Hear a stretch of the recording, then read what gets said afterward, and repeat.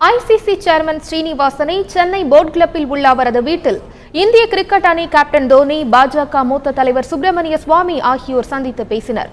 இந்த சந்திப்பு குறித்த தகவல்களை தருகிறார் எமது செய்தியாளர் கோகுல்ராஜ். கோகுல், இந்திய கேப்டன் மகேந்திர சிங் தோனியை தொடர்ந்து சுப்பிரமணிய சுவாமியும் சீனிவாசனை சந்திச்சிருக்கிறாங்க, அதை பத்தி சொல்லுங்க. இந்திய கிரிக்கெட் வாரியத்துடைய முன்னாள் தலைவரான என் சீனிவாசனை இந்திய கிரிக்கெட் அணியுடைய கேப்டன் மகேந்திர சிங் தோனி இன்று அவருடைய இல்லத்தில் சந்தித்து பேசினார். இந்தியா மற்றும் தென்னாப்பிரிக்கா இடையான ஒருநாள் கிரிக்கெட் போட்டிக்காக இந்திய அணி சென்னை வந்திருந்தது. நேற்றைய தினம் அந்த போட்டி நடைபெற்றது. அந்த போட்டி முடிவடைந்து இன்று காலையில் இந்திய கேப்டன் தோனி அவருடைய இல்லத்தில் சீனிவாசனை சந்தித்து பேசியிருக்கார். கிட்டத்தட்ட ஒரு மணி நேரமாக இந்த சந்திப்பு நடந்தது. இந்த சந்திப்பில் ஒரு முக்கிய காரணமாக, அதாவது ஐபிஎல் கிரிக்கெட் தொடரிலிருந்து சென்னை சூப்பர் கிங்ஸ் அணியை 2 ஆண்டுகள் தடை விதித்து உத்தரவு பிறப்பிக்கப்பட்டுள்ளது. அந்த லோத்தா கமிட்டி உத்தரவின்படி 2 ஆண்டுகள் தடை விதிக்கப்பட்டிருக்கு.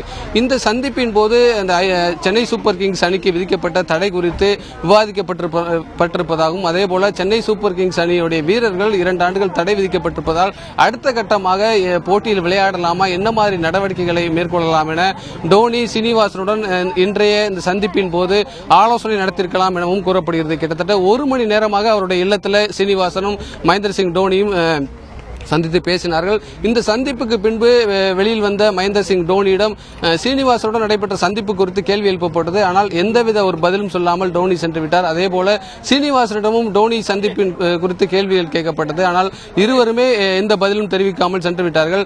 அதன் பின்பு தோனி சந்தித்ததற்கு பின்பு பாஜகவுடைய மூத்த தலைவர் சுப்பிரமணிய சாமி என் சீனிவாசனை அவருடைய இல்லத்தில் சந்தித்து பேசி வருகிறார். அந்த சந்திப்பும் கிட்டத்தட்ட ஒரு மணி நேரத்துக்கு மேலாக நடைபெற்று வருகிறது. சீனிவாசன் தோனி சந்திப்புக்கு பின்பு சுப்பிரமணிய சாமி சந்திப்பு ஒரு முக்கியத்துவம் வாய்ந்த சந்திப்பாக கூறப்படுகிறது. ஏனென்றால் சுப்பிரமணிய சாமி சென்னை சூப்பர் கிங்ஸ் அணிக்கு விதிக்கப்பட்டிருக்க அந்த 2 ஆண்டு தடையை விலக்க வேண்டும் என சென்னை உயர்நீதிமன்றத்தில் ஒரு பொதுநல வழக்கு தாக்கல் செய்துள்ளார். அந்த பொதுநல வழக்கு குறித்து என் சீனிவாசனுடன் ஒரு ஆலோசனை நடத்தப்பட்டு வருவதாக கூறப்படுகிறது. அதே போல சீனிவாசனும் மகேந்திர சிங் தோனியும் அந்த சந்திப்பின் போது என்னென்ன விவாதித்தார்கள் என சுப்பிரமணிய சாமியுடன் சீனிவாசன் ஆலோசனை நடத்த இருப்பதாகவும் கூறப்படுகிறது. இந்த சந்திப்பு கிட்டத்தட்ட ஒரு மணி நேரத்துக்கு மேலாக நடைபெற்று வருகிறது. கோகுல், இப்போ நீங்க சொன்னபடியே ஏற்கனவே ஐபிஎல் போட்டிகளில் சென்னை அணிக்கு விதிக்கப்பட்ட தடைக்கு எதிராக சுப்பிரமணிய சுவாமி ஏற்கனவே வழக்கு தொடர்ந்திருக்காரு. இந்த நிலையில இவருடைய இந்த சந்திப்பு அடுத்த கட்ட நடவடிக்கைக்கான துவக்கமாக இருக்குமா? நிச்சயமாக சோதாமணி, அதாவது 2 ஆண்டுகள் சென்னை சூப்பர் கிங்ஸ் அணிக்கு தடை விதிக்கப்பட்டிருக்கு. அந்த தடையை விலக்க வேண்டும் என சென்னை அணியின் சார்பாகவும் சென்னை உயர்நீதிமன்றத்தில் ஒரு வழக்கு தாக்கல் செய்யப்பட்டிருக்கு. அதே போல சுப்பிரமணிய சாமி ஒரு பொதுநல வழக்கை தாக்கல் செய்துள்ளார்.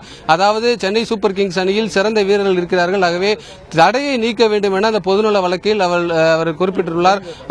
ஆகவே 2 வழக்குகளும் ஒரு சேர விசாரிக்கப்பட்டால், ஒரே வழக்காக எடுத்துக்கொள்ளப்பட்டு சென்னை உயர்நீதிமன்றத்தில் விசாரணை நடத்தப்பட்டால் என்ன செய்வது, அப்போது என்னென்ன கருத்துக்களை முன்வைப்பது என சீனிவாசனும் சுப்பிரமணிய சாமியும் இன்றைய சந்திப்பின் போது ஆலோசனை நடத்தலாம் என கூறப்படுகிறது. ஆகவே அடுத்த கட்டமாக சென்னை சூப்பர் கிங்ஸ் அணிக்கு விதிக்கப்பட்ட தடை குறித்து, அந்த நடத்தப்பட்டு வரும் வழக்குகள் குறித்தும் அடுத்த கட்டமாக என்ன மாதிரியான முன்னேற்றங்கள் இருக்க வாய்ப்புள்ளது என்பது குறித்து சுப்பிரமணிய சாமியும் சீனிவாசனும் இன்றைய ஆலோசனை கூட்டத்தில் பேசி வருவதாகவும் கூறப்படுகிறது. இன்னும் சற்று நேரத்தில் சுப்பிரமணிய சாமி செய்தியாளர்களை சந்திப்பார் என ஒரு எதிர்பார்ப்பு நிலவுகிறது.